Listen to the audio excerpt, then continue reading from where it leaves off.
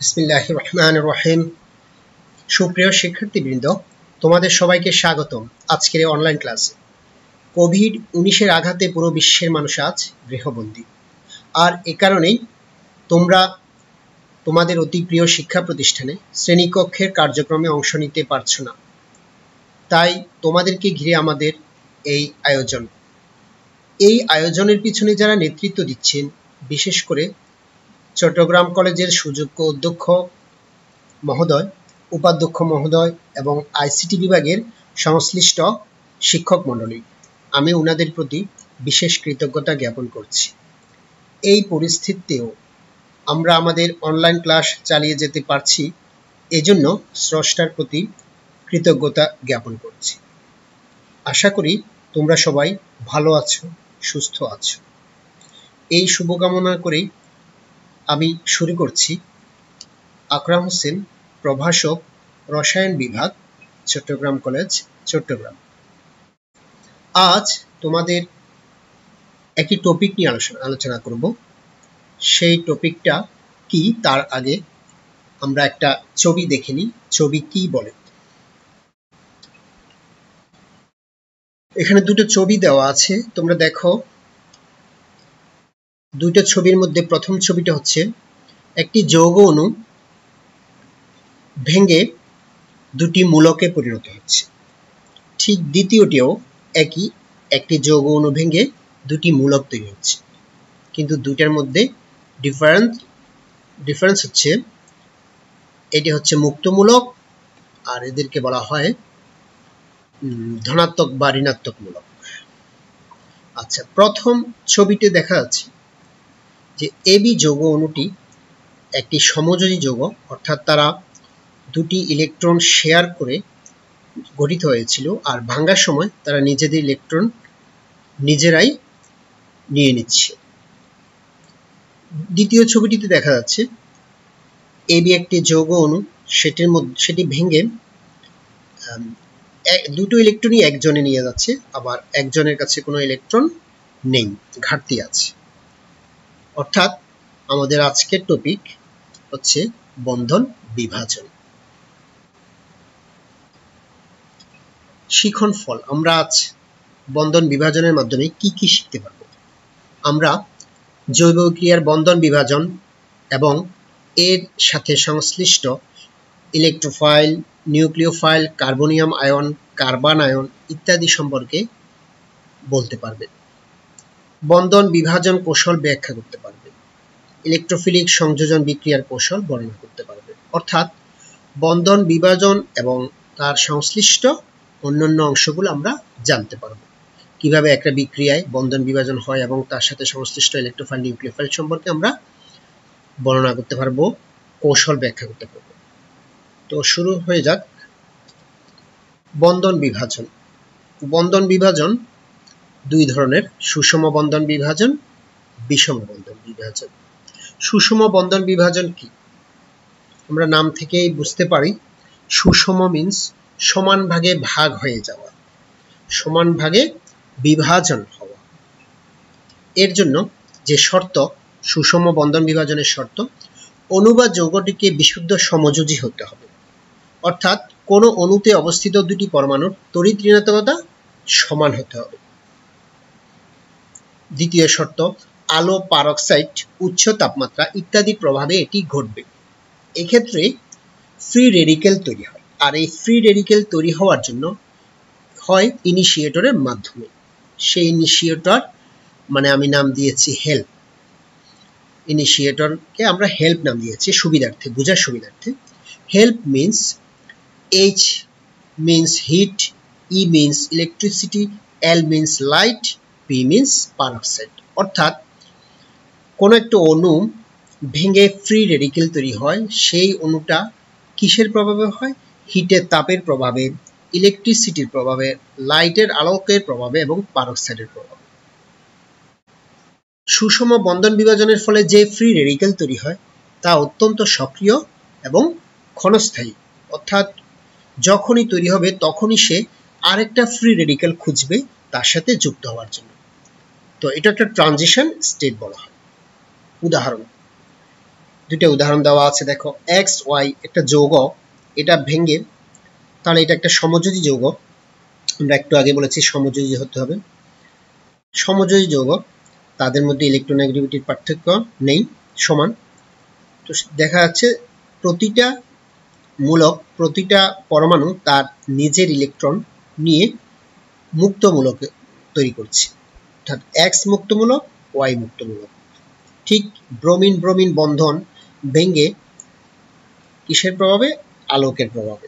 আমি যদিও এখানে দেখাই নেই, আলোকের প্রভাবে বা যে কোনো একটার প্রভাবে এখানে উল্লেখিত, এরা বিয়োজিত হয়ে যদি একই রকম পরমাণু দিয়ে গঠিত কোনো অণু হয় তাহলে দুইটা ফ্রি রেডিক্যাল একই রকম তৈরি হবে, আর ভিন্ন রকম হলে দুইটা ফ্রি রেডিক্যাল ভিন্ন রকম তৈরি হবে। এবার আসো সুষম বন্ধন বিভাজনের মাধ্যমে সংঘটিত বিক্রিয়ার কৌশল নিয়ে আমরা আলোচনা করি। আমরা জেনেছি সুষম বন্ধন বিভাজনের মাধ্যমে ফ্রি রেডিক্যাল তৈরি হয়, আর এই ধরনের বিক্রিয়া কিভাবে হয়, কোন কৌশলের মাধ্যমে, আমরা সেটা দেখব। আমরা আগে প্রথমত বিক্রিয়াটা দেখি। মিথেন প্লাস ক্লোরিন, আলোর উপস্থিতিতে যখন আমরা এই বিক্রিয়াটা করাবো তখন মিথাইল ক্লোরাইড এবং হাইড্রোজেন ক্লোরাইড উৎপন্ন হচ্ছে। আচ্ছা, এইসব বিক্রিয়া তিনটি ধাপে হয়। তার মধ্যে প্রথম ধাপ হচ্ছে স্টেপ 1, ইনিশিয়েশন, সূচনা ধাপ। সূচনা ধাপে যেমন আলোর প্রভাবে যখন ক্লোরিন অণু ভেঙে ক্লোরিন মুক্তমূলক তৈরি হবে, এটা হচ্ছে সূচনা ধাপ, অর্থাৎ ইনিশিয়েশন ধাপ। এখানে ইনিশিয়েটর কে? এখানে ইনিশিয়েটর হচ্ছে লাইট বা আলো। দ্বিতীয় ধাপ হচ্ছে প্রপাগেশন, বিস্তার ধাপ, অর্থাৎ এই যে সূচনা হয়েছে সে কি করবে? এবার বিস্তার ঘটাবে, বিস্তারণ ঘটবে এই ক্ষেত্রে। যেমন এবার মিথেনের সাথে ডাইরেক্ট ক্লোরিন বিক্রিয়া করবে না, প্রথমত ক্লোরিন ফ্রি রেডিক্যাল তৈরি হয়, সেই ক্লোরিন ফ্রি রেডিক্যাল বিক্রিয়া করবে এবং এই ক্লোরিন ফ্রি রেডিক্যাল আরেকটা ফ্রি রেডিক্যাল খুঁজবে। তাহলে সে কি করবে? এখান থেকে হাইড্রোজেনকেই ডিসোসিয়েট করে নিবে। হাইড্রোজেন ফ্রি রেডিক্যাল হিসেবে ডিসোসিয়েট হয়ে হাইড্রোজেন ক্লোরিনের সাথে যুক্ত হবে, হাইড্রোজেন ক্লোরাইড তৈরি হয়েছে। আমরা হাইড্রোজেন ক্লোরাইড একটা প্রোডাক্ট পেয়ে গেছি। আচ্ছা, আর তৈরি হবে মিথাইল ফ্রি রেডিক্যাল। তৃতীয়ত স্টেপ 3, টার্মিনেশন, সমাপ্তি ধাপ। আমার দুইটা ধাপ শেষ, সমাপ্তি ধাপ। সমাপ্তি ধাপে দেখো তিনটা বিক্রিয়া হচ্ছে, সেখানে তিনটা সম্ভাবনা আছে। যেমন ক্লোরিন ফ্রি রেডিক্যাল আরেকটা ক্লোরিন ফ্রি রেডিক্যালের সাথে যুক্ত হয়ে ক্লোরিন অণু তৈরি করবে, আবার chlorine free radical methyl free রেডিক্যালের সাথে বিক্রিয়া করে মিথাইল ক্লোরাইড তৈরি করবে। আমাদের প্রোডাক্ট হচ্ছে এটা। আবার মিথাইল ফ্রি রেডিক্যালের সাথে বিক্রিয়া করে ইথেন তৈরি করবে। তো এখন তুমি বলতে পারো এখানে তো উৎপাদও অনেকগুলো হচ্ছে, বিশেষ করে উৎপাদ এটা ছাড়া আরো দুটো উৎপাদ আছে। যেমন ক্লোরিন, এটা আবার আলোর প্রভাবে ভেঙে আবার ক্লোরিন ফ্রি রেডিক্যাল তৈরি হবে, কিন্তু এখানে যে ইথেন তৈরি হচ্ছে এটা খুবই সামান্য পরিমাণে তৈরি হয়, এটা নেগলিজিবল। এটা যে কোনো বিক্রিয়া করাও, যে কোনো ইন্ডাস্ট্রির যদি আমরা প্রোডাকশন করি সেক্ষেত্রে কিছু বাই প্রোডাক্ট বা কিছু তৈরি হয়। তো এখানে ইথেন তৈরি হয়, এটা খুবই সামান্য পরিমাণে। আর এখানে যে আমরা দেখতে পাচ্ছি বিভিন্ন রকমের ফ্রি রেডিক্যাল, কারণ এখানে 1 মোল যে কোনো অণু থেকে আমরা জানি অ্যাভোগাড্রো সংখ্যক 6.023 × 10⁻23টি অণু বা পরমাণু থাকে, সুতরাং ততটাই একটার সাথে বিক্রিয়া করবে, এভাবে বিভিন্ন উৎপাদও তৈরি হবে। তো এখানে যে ইথেন তৈরি হচ্ছে এটা হচ্ছে খুব সামান্য পরিমাণে। এরপরে ফ্রি রেডিক্যালের স্থায়িত্ব, যা খুবই ইম্পর্টেন্ট বিষয়। ফ্রি রেডিক্যালের স্থায়িত্ব নিয়ে আমরা আলোচনা করছি। ফ্রি রেডিক্যাল দেখো, তিনটি ফ্রি রেডিক্যাল দেওয়া আছে। একটা হচ্ছে মিথাইল ফ্রি রেডিক্যাল, এটা হচ্ছে primary free radical, secondary free radical এবং টারশিয়ারি ফ্রি রেডিক্যাল। আমরা এগুলাকে 1 ডিগ্রি লিখি, 2 ডিগ্রি লিখি, 3 ডিগ্রি লিখি, কিন্তু আমরা এগুলাকে কখনো 1 ডিগ্রি প্রাইমারি অ্যালকোহলের রেডিক্যাল এরকম বলবো না, 2 ডিগ্রি ফ্রি রেডিক্যাল এরকম বলবো না, 3 ডিগ্রি ফ্রি রেডিক্যাল এরকম বলা যাবে না। যদিও এটা চিহ্ন ডিগ্রির, কিন্তু এটার নাম হচ্ছে প্রাইমারি, এটার নাম সেকেন্ডারি এবং এটার নাম টারশিয়ারি। আমরা যদি স্থায়িত্ব দেখি, যেমন এটা হচ্ছে লিস্ট স্টেবল, এটা মোস্ট স্টেবল। কেন কেউ বলতে পারবে এটা লিস্ট স্টেবল কেন, এটা মোস্ট স্টেবল কেন? এটার কারণ হচ্ছে ফ্রি রেডিক্যাল। এখানে দেখো primary free radical, secondary tertiary, এগুলো তোমরা নামকরণে পড়েছো। কেন এটার নাম প্রাইমারি হয়েছে, এটা সেকেন্ডারি।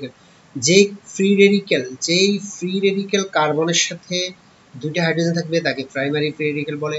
যে ফ্রি রেডিক্যাল কার্বনের সাথে একটা হাইড্রোজেন থাকবে তাকে সেকেন্ডারি ফ্রি রেডিক্যাল বলে। যে কার্বনের সাথে কোনো হাইড্রোজেন থাকবে না তাকে টারশিয়ারি ফ্রি রেডিক্যাল বলবে। আচ্ছা, এখন দেখো এখানে কার্বনের সাথে কোনো মিথাইল মূলক নেই, এখানে একটা মিথাইল মূলক আছে, এখানে দুটো মিথাইল মূলক আছে, এখানে তিনটি মিথাইল মূলক আছে। আচ্ছা, আমরা জানি মিথাইল মূলক হচ্ছে মিথাইল মূলকের ইন্ডাকটিভ ইফেক্ট আছে, প্লাস আই ইফেক্ট আছে, এটাকে বলা হয় ধনাত্মক আবেশী ফলাফল। তো ধনাত্মক আবেশী ফলাফলের মানে কি, অর্থাৎ মিথাইল মূলক ইলেকট্রন পুশ করতে পারে তার পার্শ্ববর্তী কার্বনে। যেমন দেখো আমরা দেখো এখানে একটা মিথাইল মূলক পুশ করছে, এখানে দুইটা মিথাইল মূলক পুশ করছে, এখানে তিনটা মিথাইল মূলক পুশ করছে। তাহলে এখানে কোনো মিথাইল মূলক পুশ করছে না। তো যেখানে ইলেকট্রন একটা মাত্র ফ্রি রেডিক্যাল থাকবে, আমরা জানি বলেছি, একটু আগে উল্লেখ করেছি, ফ্রি রেডিক্যাল অত্যন্ত সক্রিয় এবং ক্ষণস্থায়ী। কিন্তু এটা লিস্ট স্টেবল মিন্স অত্যন্ত সক্রিয়কারী, মোস্ট রিঅ্যাক্টিভ। এটা হচ্ছে মোস্ট রিঅ্যাক্টিভ। কেন? কারণ তার মাঝে কোনো মিথাইল মূলক নেই। মিথাইল মূলক থেকে ইলেকট্রন, মিথাইল মূলক থাকলে কি সমস্যা, মিথাইল মূলক থাকলে সে ইলেকট্রন এদিকে পুশ করে, কার্বন ফ্রি রেডিক্যালের পাশাপাশি সে ইলেকট্রন এখানে পুশ করে, ফলে ইলেকট্রন রিচ হয়ে যায়। ইলেকট্রন রিচ হলে তখন ফ্রি রেডিক্যালটা তার বিক্রিয়া করার প্রবণতা কমে যায়। এখানে দুটো থাকাতে তার বিক্রিয়া করার প্রবণতা আরো কমে যাবে, এখানে তিনটা থাকাতে আরো কমে যাবে। অর্থাৎ ফ্রি যতক্ষণ থাকবে তত আরেকটা ফ্রি রেডিক্যাল পেলেই তার সাথে বিক্রিয়া করবে।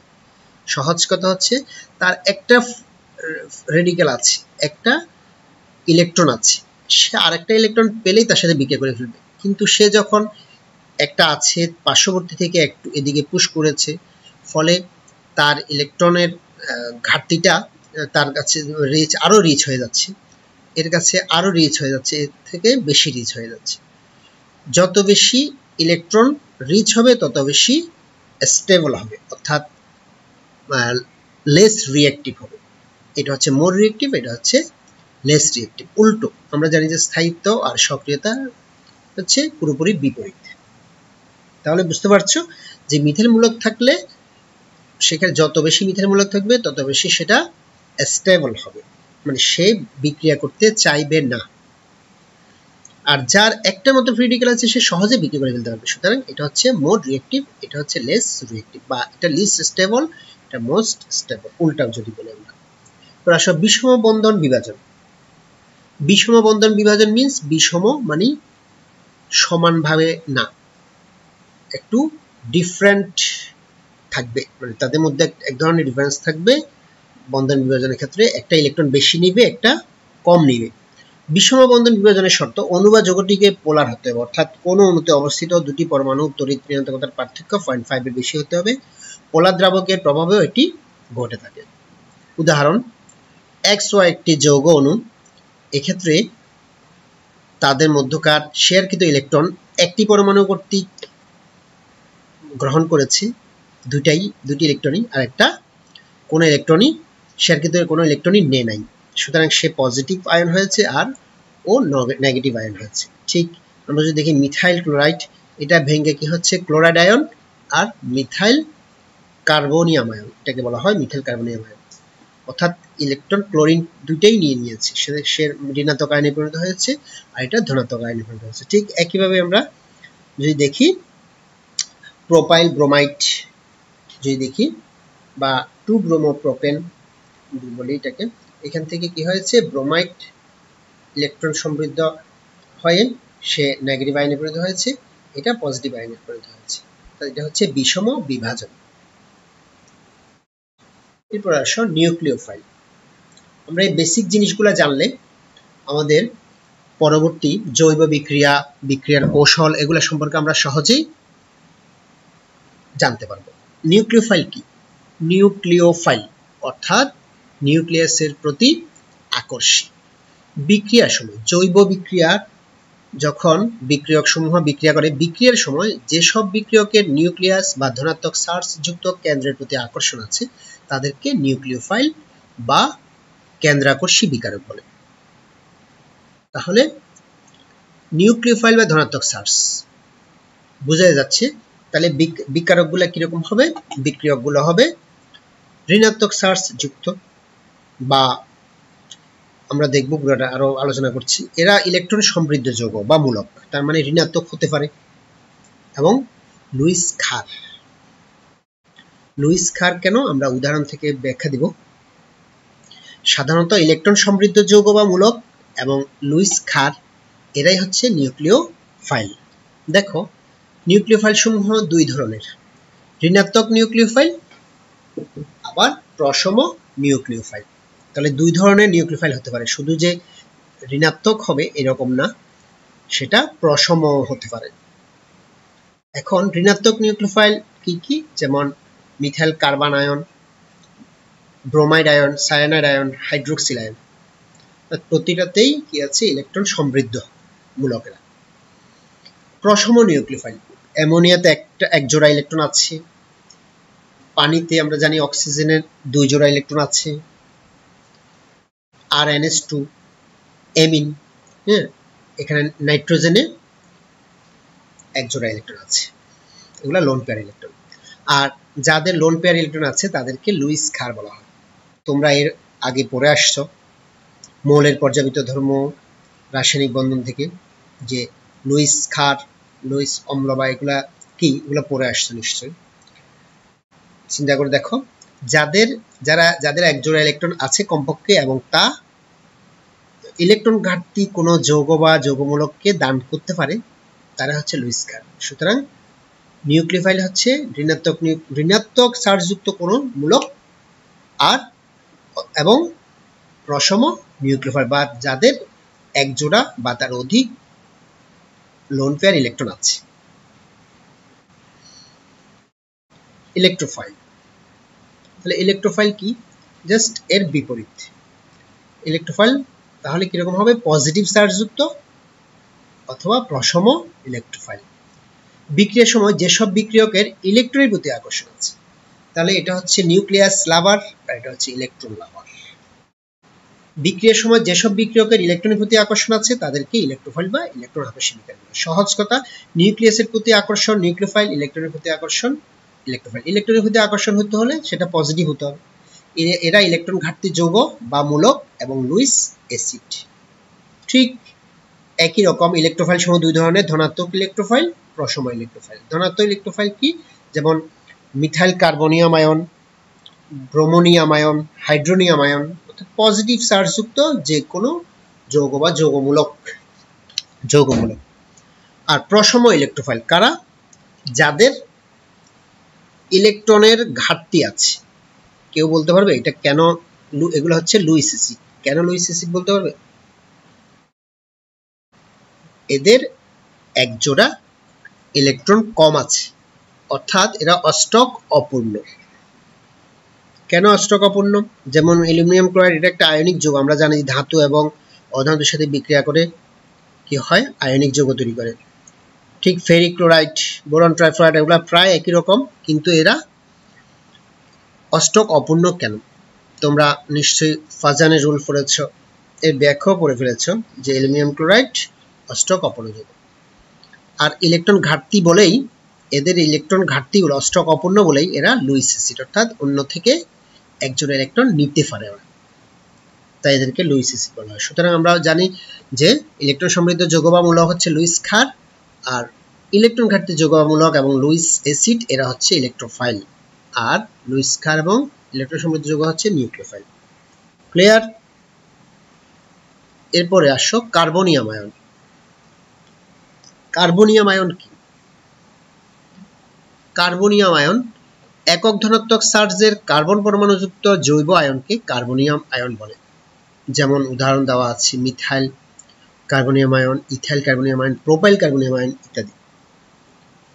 কার্বনিয়াম সৃষ্টির উদাহরণ যেমন আমরা একটু আগে দেখেছি বিষম বন্ধন বিভাজনের মাধ্যমে কার্বনিয়াম আয়ন সৃষ্টি হয়। আর এক্ষেত্রে অবশ্যই উক্ত জৈব যৌগে যেই জৈব যৌগ থেকে কার্বনিয়াম আয়ন সৃষ্টি হবে সেই জৈব যৌগতে একটি পরমাণুকে অবশ্যই অধিক তড়িৎ ঋণাত্মক সম্পন্ন হতে হবে। যেমন ক্লোরিন অধিক তড়িৎ ঋণাত্মক, কেন ক্লোরিনের ইলেকট্রোনেগেটিভিটি কত? 3, আর কার্বন হচ্ছে 2.5 এর তড়িৎ ঋণাত্মকতার পার্থক্য যেহেতু আছে, ফলে কি করে ক্লোরিন তার বন্ধনকৃত ইলেকট্রন শেয়ারকৃত ইলেকট্রন নিজে টেনে নিয়ে যায়, ফলে কার্বনিয়াম আয়ন সৃষ্টি হয় এবং ক্লোরাইড আয়ন সৃষ্টি হয়।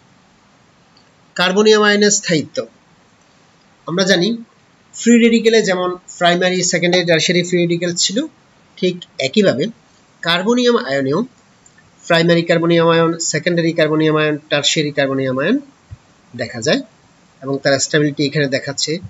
দেখো খেয়াল করো, এখানে মিথাইল কার্বনিয়াম আয়ন, এখানে কার্বনের সাথে এখানে মাঝখানে সেন্টারে কার্বন আছে, যদি এটা আমরা দেখাই নাই, তোমরা এর মধ্যে নামকরণ পড়ছো, স্ট্রাকচার পড়েছো, সুতরাং তোমরা বুঝতে পারবে যে এখানে একটা অবশ্যই কার্বন আছে।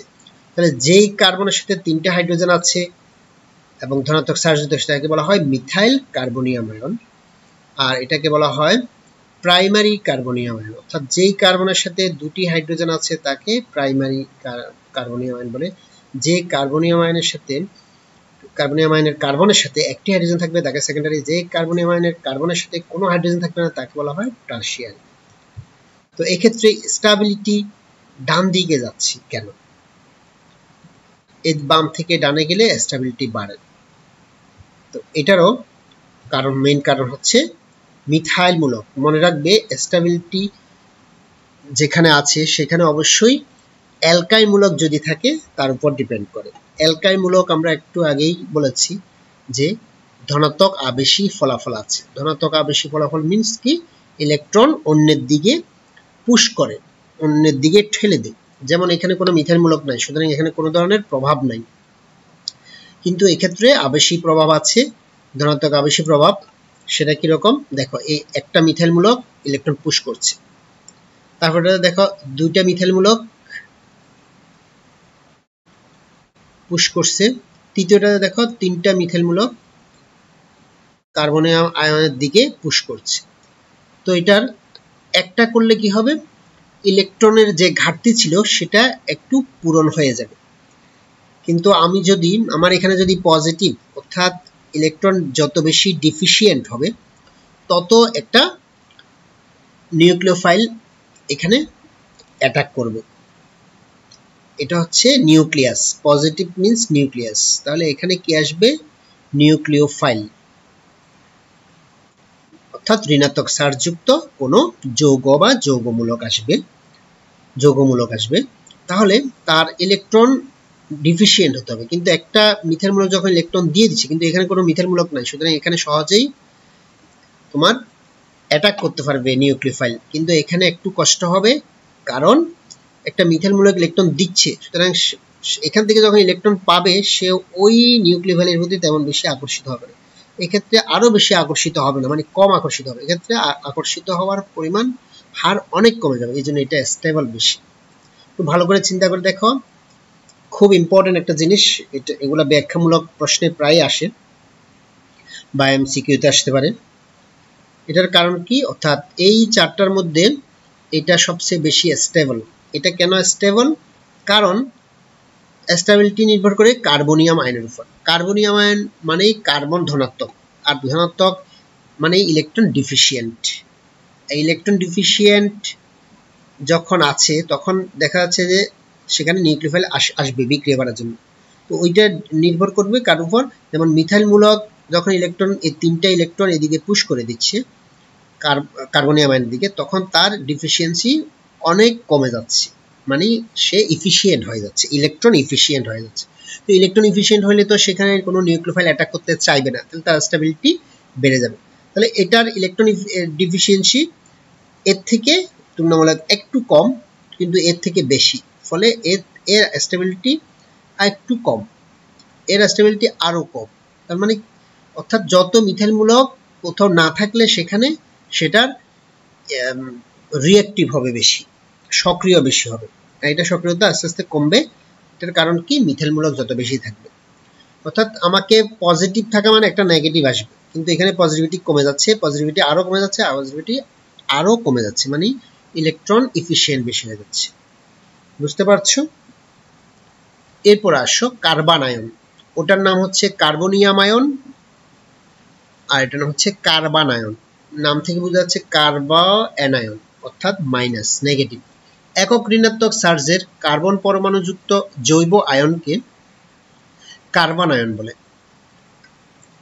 একক ঋণাত্মক চার্জ যুক্ত, যেমন যে কোনো একটা যৌগ থেকে যদি অন্য একটা পরমাণু প্রতিস্থাপিত হয়, তাহলে তখন সেখানে কি হবে, ঋণাত্মক আয়ন তৈরি হবে। যেমন methyl carbon ion, ethyl carbon ion, propyl carbon ion. সেটা কিভাবে হয় আমরা একটু দেখি। মানে হেটারোলাইসিস বিক্রিয়ার মাধ্যমে, অর্থাৎ বিষম বন্ধন বিভাজনের মাধ্যমে হয়। যেমন কোনো একটা এখানে একটা দেখো অ্যালডিহাইড একটা যৌগ, এটা ক্ষারের উপস্থিতিতে কি হয়, ক্ষারের হাইড্রোক্সিল আয়ন এখান থেকে হাইড্রোজেনকে অপসারণ করে নিয়ে যায় হাইড্রোজেন আয়ন হিসেবে, পজিটিভ আয়ন হিসেবে, প্রোটন হিসেবে, তখন কি হয়, পানি তৈরি হয়, আর এখানে কার্বন আয়ন তৈরি হয়। এভাবে কার্বন আয়ন তৈরি হয়। কার্বন আয়নের স্থায়িত্ব আমরা একটু আগে দেখেছি, কার্বনিয়াম আয়নের স্থায়িত্ব, ঠিক এক্ষেত্রে কার্বন আয়নের স্থায়িত্ব। এই কার্বন আয়নের সাথে 3টা হাইড্রোজেন আছে, সুতরাং এটা হচ্ছে মিথাইল কার্বন আয়ন। আর দ্বিতীয়টা হচ্ছে primary carbon ion, secondary carbon ion, tertiary carbon ion. অর্থাৎ এই কার্বনের সাথে 2টা হাইড্রোজেন আছে প্রাইমারি, এই কার্বনের সাথে কার্বন আয়নের সাথে একটা হাইড্রোজেন আছে সেকেন্ডারি, এই কার্বন আয়নের সাথে কোনো হাইড্রোজেন নেই, সবগুলো মিথাইলমূলক, এটা হচ্ছে টারশিয়ারি কার্বন আয়ন। এখন এখানে একটা কথা বলছে, stability decreases as plus I effect increases. অর্থাৎ আমরা এতক্ষণ ধরে দুইবার আলোচনা করেছি যে মিথাইলমূলক, আর মানে এখানে অ্যালকাইলমূলক অথবা মিথাইলমূলক, সংক্ষেপে আমরা মিথাইলমূলক বলি। অ্যালকাইলমূলক অথবা মিথাইলমূলক যদি যুক্ত থাকে, দেখো এখানে কোনো মিথাইলমূলক নেই, এখানে মিথাইলমূলক একটা আছে, এখানে বা অ্যালকাইলমূলক বলি 2টা অ্যালকাইলমূলক আছে, এখানে 3টা অ্যালকাইলমূলক আছে। তো যত বেশি অ্যালকাইলমূলক থাকবে তত বেশি প্লাস আই ইফেক্ট, মানে ধনাত্মক আবেশী ফলাফল বেশি হবে। তার মানে কি, তারা ইলেকট্রন এদিকে পুশ করবে। দেখো আমরা প্রথমটাতে একটা অ্যালকাইলমূলকের ইলেকট্রন পুশ করছে, 2টা অ্যালকাইলমূলক ইলেকট্রন পুশ করছে, এক্ষেত্রে 3টা অ্যালকাইলমূলক ইলেকট্রন পুশ করছে। তাহলে ইলেকট্রন পুশ করলে এদিকে যত বাম থেকে ডানে যাব তত বেশি স্থায়িত্ব কমে যাবে। আর এখানে স্থায়িত্ব, এটা স্থায়িত্ব সবচেয়ে বেশি, উল্টা কার্বনিয়াম আয়নের এটা হচ্ছে উল্টা, এখানে স্থায়িত্ব বেশি কেন, এখানে স্থায়িত্ব কম কেন। ধরো এটার, তার মানে এটার রিঅ্যাক্টিভিটি বেশি, কারণ এ মাইনাস এবং এরা তো ইলেকট্রন দিচ্ছে, তো যত বেশি ইলেকট্রন এফিশিয়েন্ট হচ্ছে তত ইলেকট্রোফাইল এসে অ্যাটাক করবে সহজে। Stability decreases plus I effect, stability এক্ষেত্রে ডিক্রিজ হচ্ছে, অর্থাৎ ইনক্রিজ হচ্ছে তোমার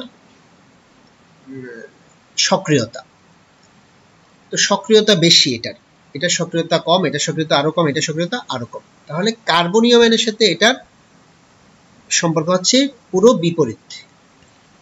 এটার কারণ কি, অর্থাৎ এক্ষেত্রে যত বেশি এমনিতেই নেগেটিভ আছে, তার উপর ইলেকট্রন আরো দিচ্ছে, তাহলে নেগেটিভ, তখন ইলেকট্রোফাইল সহজে অ্যাটাক করতে পারবে।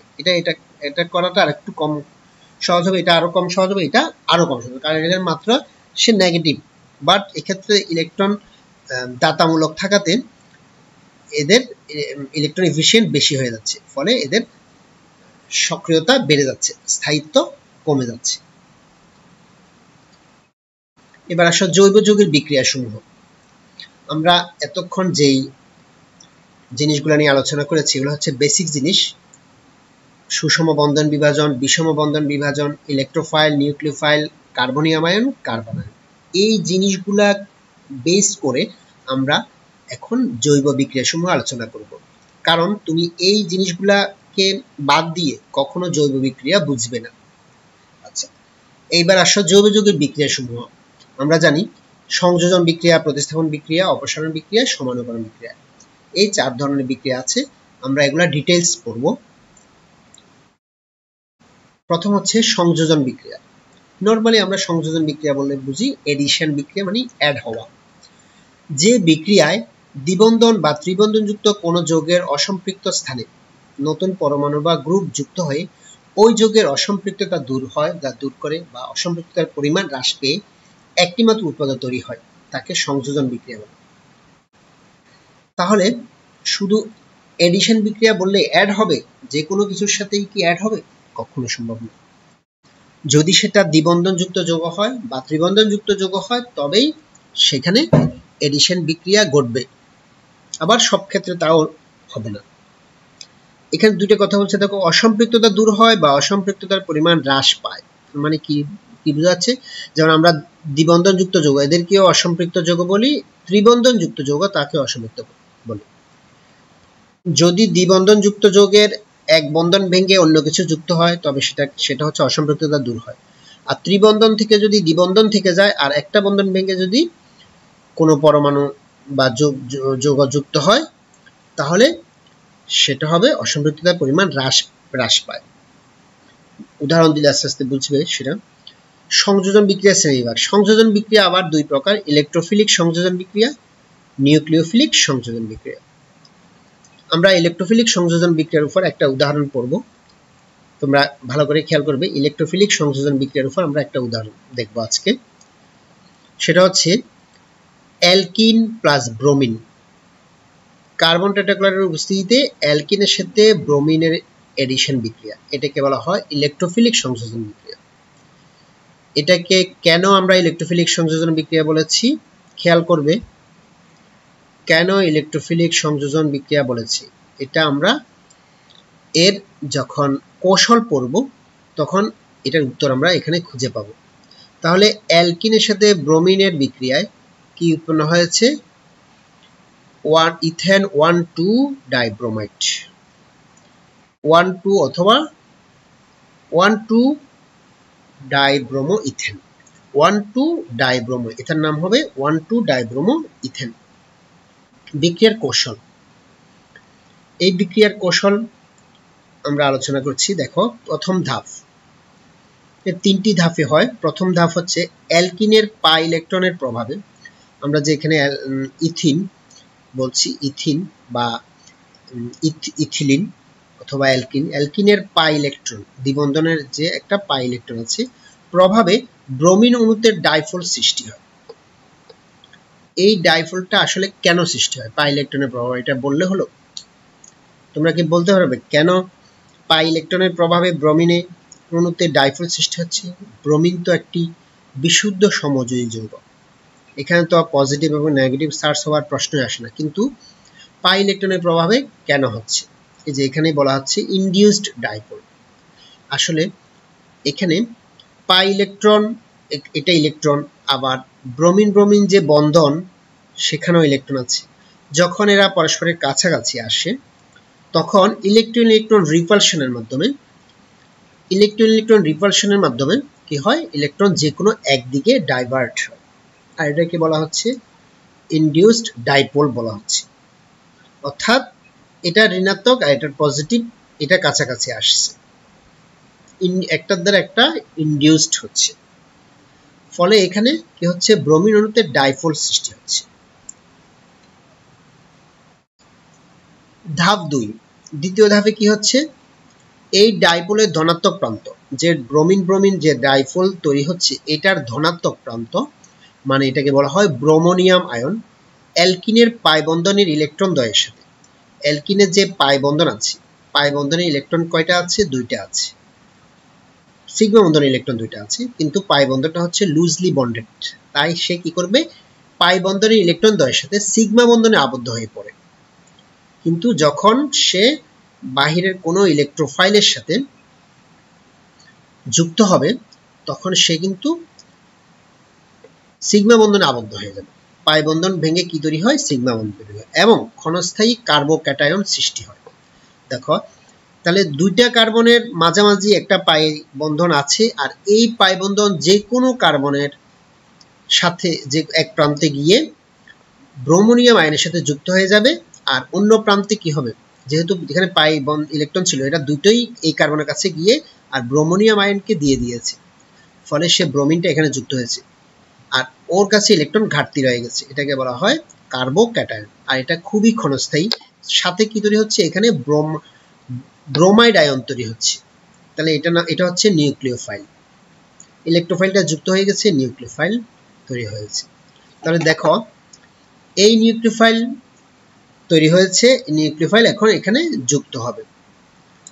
সেটা কিভাবে, ক্ষণস্থায়ী কার্বোক্যাটায়ন দ্রুত গতিতে নিউক্লিওফাইল ব্রোমাইড আয়নের সাথে যুক্ত হয়ে যৌথ যৌগ গঠন করে।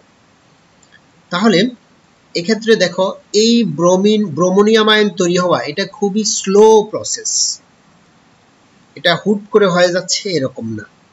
আর ব্রোমাইড আয়ন এটা দ্রুত গতিতে ঘটছে। তাহলে আমরা যে কোনো একটা বিক্রিয়ার হার আমরা ডিপেন্ড করে কার উপর, যেটা স্লো মোশনে হয় সেটাই হচ্ছে রেট, মানে ওই রিঅ্যাকশনের হার নির্ণায়ক ধাপ, অর্থাৎ যেটা স্লো প্রসেস। তো সেখানে অ্যাটাক করতেছে কে, ইলেকট্রোফাইল। নিউক্লিওফাইল অ্যাটাক করছে না কেন, কেউ বলতে পারবে? এবং এই বিক্রিয়াকে কেন ইলেকট্রোফিলিক বিক্রিয়া বলছি আমরা, কেন নিউক্লিওফিলিক বিক্রিয়া বলছি না? কারণ এখানেও তো নিউক্লিওফাইল অ্যাটাক করছে, তাহলে এটাকে নিউক্লিওফিলিক বিক্রিয়া বলছি না কেন?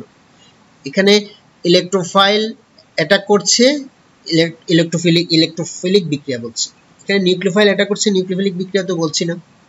তো কেন ইলেকট্রোফিলিক বিক্রিয়া বলছি, এটার কারণ হচ্ছে এখানে এই যৌগটা হচ্ছে পাই ইলেকট্রন সমৃদ্ধ যৌগ।